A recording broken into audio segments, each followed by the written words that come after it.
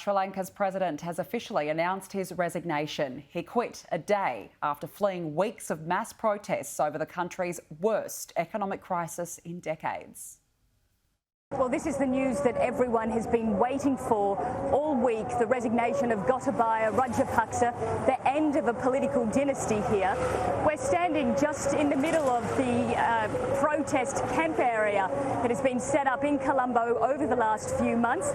No celebrations at that news, though, and one of the reasons for that could be because people are so exhausted from this whole drawn-out resignation. So what happens next? Well, the next part of it is that the Prime Minister will become the President ahead of parliamentary elections next week to elect a new President.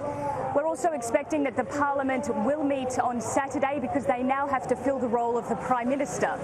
Now, the Prime Minister had been Ranil Wickremesinghe. He is now the President ahead of a new President being elected. But people here will not be happy to hear that he's going to be President, at least for the next week, because he is also seen by many people as a loyalist of the Rajapaksas. So while Gotabaya Rajapaksa is out of the country and out of his job, it's still far from over in Sri Lanka. People say that they want a complete shift in the political scene here.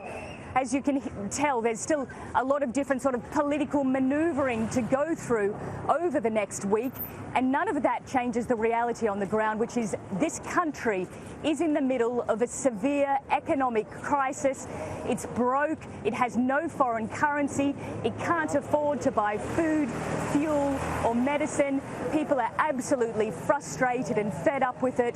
The government is barely functioning at the moment. It has been trying to get money from the International Monetary Fund, as well as begging for money from countries including Russia, Japan and China, but right now it doesn't have enough.